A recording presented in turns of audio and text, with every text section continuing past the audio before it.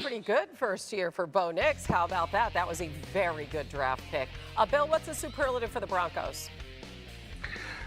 They are most likely to inspire Joker puns in articles about them this year. And that's because of the Joker that Sean Payton finally added to his Broncos team this offseason, and Evan Ingram. In years past with the Saints, that was Darren Sproles, Reggie Bush, Alvin Kamara, Jeremy Shockey, Jimmy Graham, those guys who can manipulate linebackers, create opportunities for plays after the catch. Evan Ingram's not necessarily the red zone threat, someone like a Jimmy Graham is, but he can beat linebackers. Broncos going to ask him to be more vertical than he was with the Jags. And hey, if anyone deserves the benefit of the doubt, probably Sean Payton with this stuff.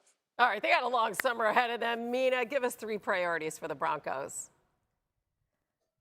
I'll start with middle linebacker Dre Greenlaw. He hurt his quad in April, but he should be back by training camp. That's great news because they brought him in as a free agent to be the quarterback of this defense. It was sort of the missing piece in an already great unit. Second, they drafted R.J. Harvey, the running back, in the 2nd round. This was the best run-blocking offensive line in football last year, according to ESPN's run-block win rate. But it had a middling run game, so the hope is, in a great situation, Harvey, who was truly explosive in college, can elevate that. Finally, with Bo Nix, he completely exceeded many people's expectations year one. I think just developing on that, taking ownership of the offense. One thing that I'll point to in particular I'd like to see him improve at is diagnosing and making plays against the blitz. He was a bottom 4 quarterback against the blitz by most metrics last season. Didn't improve that much over the course of the year. So hopefully this offseason, that's something he can work on. Yeah, third. Yeah, let's talk about this. Listen, I think calling him a bottom 4 quarterback, against blitz, against pressure, all things considered, first off, you're a rookie. So that's going to be like one of your Achilles heels when you're coming in to the league just in general. But I just don't think that's the whole story because his pressure to sack percentage, which I think is actually pretty important. It's not the most important thing, but it's definitely important. And it's just, essentially the amount of times that you're pressured and how often are you getting sacked based off that. And it really all comes down to the quarterback at that point. It's nothing to do with the O-line, nothing to do with that. It's, when the pressure is reaching you, what are you doing? And the most important thing is not throwing interceptions and not taking sacks at the end of the day. There's definitely a few different schools of thoughts, but really increasingly, you definitely hear more and more coaches really just talk about you take a sack, your chances of scoring on this drive are it just plummets, right? It's just like Mike Vrabel talked about this, like taking sacks are just such drive killers. And he was top 4 in not taking sacks. Okay. Josh Allen is number 1. Jordan Love number 2, and it's all for different reasons. Jordan Love just kind of spits the ball out. Josh Allen is definitely avoiding it with his physicality, his legs, never taking a loss. Lamar Jackson, obviously mobility, and then you have Bo Nix as well. And it's actually pretty incredible because again, Jordan Love only scrambled 12 times. So you're like, all right, that's not his game, at least last season, because he was obviously a little bit banged up. But you have within range 50, Lamar Jackson 39, and Josh Allen 42. And Bo Nix with 50 scrambles, which was more than Josh Allen and Lamar Jackson, and yet an awesome pressure to sack percentage. I think when you're talking about dealing with pressure and blitz, and at the end of the day, I just like to look at it through like a more singular lens when talking about general pressure. It's just, again, and I'm going to bring up his actual like passing stats in a second under pressure, but when you got to put this in context, because when we're looking at other quarterbacks, first off, he did better than Patrick Mahomes in that regard. He did better than Stafford. I want to look at even like more mobile type quarterbacks. Kyler Murray, so he's taken less sacks than Kyler Murray in terms of the percentage. And that's the thing. So it's not like this neutralizes the O-line because this is just a percentage of the pressures you're getting. So it doesn't matter if it's 12 or if it's 100, like it's still the percentage. So you can equate it, which is why I really do like this stat. And again, it's not the end all be all. I'm not going to pretend like if you're number 1 or number 2 or top 5, that automatically means You're great. You're doing it. Like all of this stuff always needs to be put into context because again, Jared Goff is top 7, but for a wildly different reason than a Josh Allen or a Bo Nix. But look at some of these. Look at the younger players. Let's just look at Jaden Daniels and Caleb Williams. I mean, Caleb Williams is at the way bottom. All right, 28.2% of the times that pressure reaches him, he's getting sacked. That's crazy. That is high. And then you got Jaden Daniels, ranked 21st, 22.3%, and he scrambled 75 times. And so that's the thing. When you have 75 scrambles, that's a ton of scrambles, and we know that with his legs, he's able to pick up a lot of yards, right? He was a top rusher, and so that's why it's like a little bit more forgiving if you're gonna take sacks when you're using your legs so much. It's like it's like a running back is eventually going to have a tackle for a loss, and you're just like, all right, that's gonna happen when we hand the ball off for you 25 times. You're gonna have a tackle for a loss, which that's why I want to keep emphasizing. This is not just low number good, high number bad, end of story. It's you got to put in relation, but regardless, it's still a great number. And we know even Bo Nix, he was top 5 in scramble yards. And so that's where Jaden Daniels, right, 595, obviously a lot more, but 361. I mean, that's really good.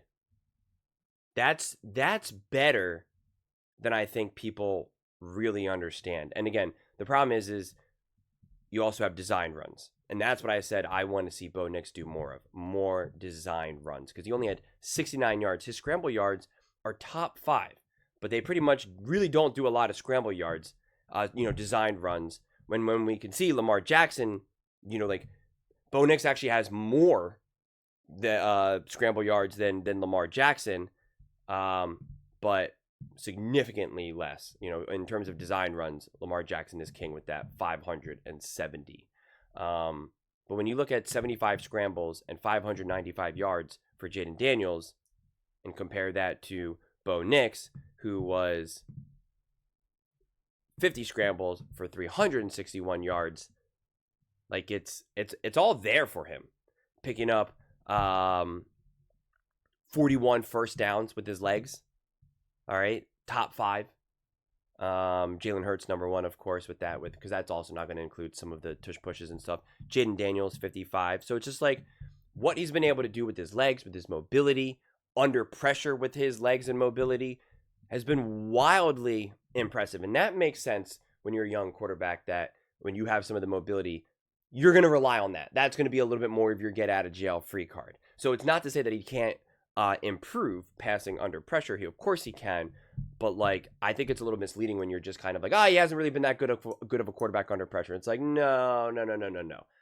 He's been able to get away, get a lot of positive yards. He's been able to pick up a lot of first downs, and remember, a lot of these first downs that he picks up with his legs, since he has not a lot of designed runs, a lot of this is going to be off script stuff. So off the script, picking up first downs with your legs. I mean, like. That is like the ultimate get out of jail free card for an offense as a whole, let alone as an individual quarterback. It's like, oh no, our play did not work out very well. Please don't get sacked. Please try to make a play. Oh, you got a first down. Like that's outside of a touchdown. Thank you. Like it's just, it is a killer. It's a killer for defenses. And so it's just, we got to tell the whole story here. Now, dealing with the pressure, he is top 15 in completion percentage. Again, not the best, not the worst. This right here is what you want to change more than anything. 5 touchdowns, 5 interceptions. 1-to-1, definitely not ideal. When we're looking at Lamar Jackson, 12 touchdowns, 1 interception. Joe Burrow, 15 touchdowns, 3 interceptions. So 5-5. A lot of that is not just on Bo Nix. I'm a firm believer that when you're dealing with pressure, it is absolutely your offensive coordinator or offensive coach, whichever is more important for you. For obviously this situation, it's going to be Sean Payton. I think it's very much a coach has a big part in improving your ability to get the ball out, when dealing with pressure. What are your options? What are your easy, just, again, get out of jail free card, like passing plays that just spit the ball out right away? What are you looking for? Helping you pick up, what the defense is looking to do. So I don't put it all 100% on the quarterback unless it's obvious that the quarterback himself is just overwhelmed, has bad accuracy in those moments, not good at throwing on the run, all of those things. But I don't think that's 100% the case. I don't think that's the case really at all for Bo Nix, quite frankly. But again, if we're looking at touchdowns, you can see Baker Mayfield 5-3, Daniel Jones 3-2, Kyler Murray 3-7, Will Levis 2-3. Not the best people you want to look at. I think Stafford's numbers are going to be slightly cooked. I can't get it right now. He's at the way bottom. He has 2 touchdowns and 6 interceptions, but for much of that, his O-line was wrecked and he had no receiver, so it was just like we could just get after Stafford. There's literally nothing for him to do here, and his completion percentage was 46%. But what I'm really trying to point out here is, like, I just think it's kind of a little bit misleading to paint this picture that it was just like Bo Nix was kind of a disaster under pressure, and it's obviously something that he's going to need to improve with. But I don't know. I mean, under pressure, Josh Allen actually has an incredibly low completion percentage, 41.9%. But it's so interesting because his offense is at the top. It's top 3 under pressure. So, and Bo Nix is top 20. So, again, obviously not amazing, but his run under pressure is very high. He's top 9. So, if you can elevate his passing under pressure, because it's obviously not amazing, I don't think it's the worst in the world, you have the ability to be essentially a top 10 quarterback, maybe not necessarily a top 10 passer under pressure, and I don't think you need to necessarily be that. But it's so interesting to me, and this is where his stats can be so crazy, because I showed you the completion percentage for Josh Allen, how low it is, but yet he's top 8 in passing rating, in passing grade according to PFF under pressure. And the reason why I keep using Josh Allen as an example is because Josh Allen, to me, Bo Nix and Josh Allen have very similar qualities, and they can be similar types of quarterbacks. I'm not saying that I think that Bo Nix will be able to achieve what Josh Allen has achieved, but I just think, to me, if I'm Bo Nix, I'm watching Josh Allen all day, every day. I don't care what Mahomes is doing. I don't care what Lamar is doing. I don't care what any of these. I'm watching Josh Allen. I'm watching Josh Allen all day, every day, and being like, this is who I'm mirroring my game after. And so it's just interesting why you have to look at a collection of metrics and not just some of these singular things like completion percentage, touchdown to interception ratio, because sometimes the completion percentage can obviously be misleading. Sometimes you're under pressure and you are just throwing it away. They don't really account for that here.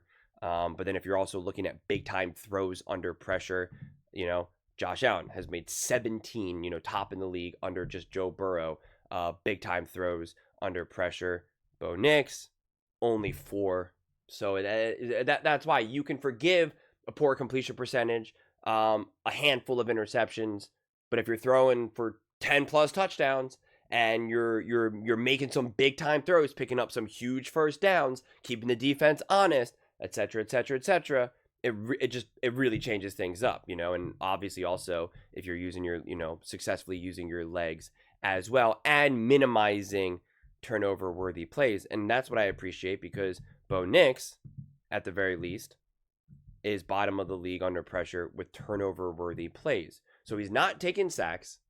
He's minimizing turnover worthy plays, although the interceptions that he did have, they definitely got him, and he wasn't able to balance it enough out with some touchdowns, with enough touchdowns to at least balance that out. But he's minimizing turnover worthy plays, minimizing sacks. I just think in year one, that's a pretty good place to be, quite frankly. And here's probably the more damning thing for Bo Nix is 62.1 passer rating. He's below Will Levis. You never want to be below Will Levis, okay? You never want that. So, you wanna you wanna find a way to kind of get around it. But yeah, ultimately, I just wanted to add a little bit more context to that. I just, again, of course, he's got plenty of room to improve. But, I just want to tell the whole story a little bit more and not pretend like he's essentially been the worst in the league at, dealing with pressure, because it's not really, the whole truth. And it's also taken away what he's done with his legs in those very situations as well. So from a passing perspective, obviously has some room to improve. It's not the worst thing, though. I would like to know what metrics she was at 100% looking at, exactly what she was looking at. But the other last thing is, I ended up spending a lot more time on Bo Nix than I had originally planned, but Greenlaw, right? Obviously availability, getting healthy. He can be such a massive force multiplier on that defense. I really believe that if Greenlaw stayed healthy, Chiefs probably lose to the 49ers in the Super Bowl. I mean, I talked about that as soon as it happened.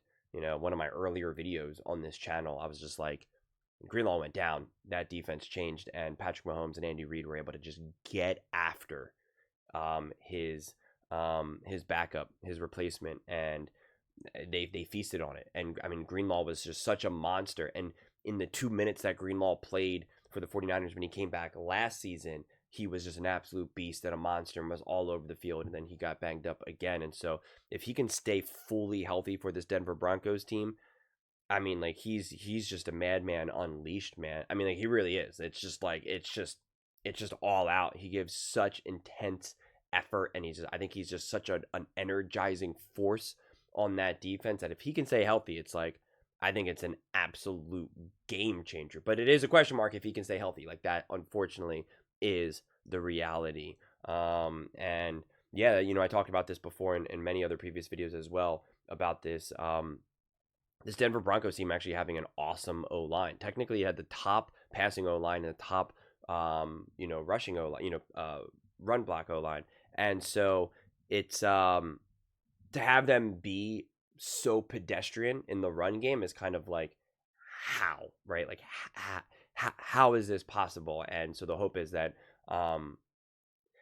with some more time, some new faces there, they're going to be able to really get this run game going. And that's why I want to see more designed runs with Bo Nix, and not putting him in harm's way, but just more designed runs that can get you 5, 6, 8, 10 yards, obviously. Get out of bounds, slide, whatever it may be. Like, you don't have to be sacrificing, his body and all of that, but use that to enhance the run game. Do that. Let's have some RRPOs here. Like bait the offense, or bait the defense, confuse them. We see how powerful it is when you really don't know. When you add this extra ability to run, where it's just like the defense has to decide in this RRPO: is the running back running the ball? Is the quarterback keeping the ball?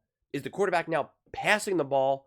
Is he keeping the ball and now he's going to run? I mean, like, the amount of times that the Philadelphia Eagles were able to use that to their advantage, you couldn't even keep up. I mean, it was beautiful. I mean, it was a thing of beauty. And it's just like, when you have a quarterback who can do that, which Bo Nix clearly is, it's like, it becomes like almost indefensible to me to like not have that being part of your game. It feels right now like the absolute ultimate cheat code. And it's weird to even call it a cheat code, because you're kind of just like, how does every team not have this at this point? It's 2025 going into 2026. Like, how is this like even remotely unique? And it still is, right? Like, it still is. It still very much is Lamar Jackson, Jalen Hurts owning that part. You don't even really see it a ton with Patrick Mahomes and Josh Allen as much. It's a different style, but copy Josh Allen's game. Don't copy their game plans in terms of leaving Josh Allen on an island and taking all the hits, and get some inspiration from how Jalen Hurts and that Eagles offense was run. And, you can start to steamroll some teams. But those are just my thoughts. I'd absolutely love to hear yours. What do you guys all think about the Denver Broncos and their 3 summer priorities, and about Bo Nix needing to kind of evolve and improve? dealing with pressure as well as integrating the run game and Greenlaw's defensive dominance, really, honestly. Let me know in the comments below. I read every single comment, so whether you agree with me or disagree with me, either way, let's get in some discussions, let's get in some fights, but ultimately, let's just have some fun. And please do consider subscribing. We are building an amazing community here, and I absolutely love to see you part of it. I want to build something that we all genuinely feel connected to, something that we're really excited to be part of. I think we're on our way to doing it. Please don't forget to give this video a thumbs up, as it really does help with the visibility and the algorithm. Thank you so much. See you next time.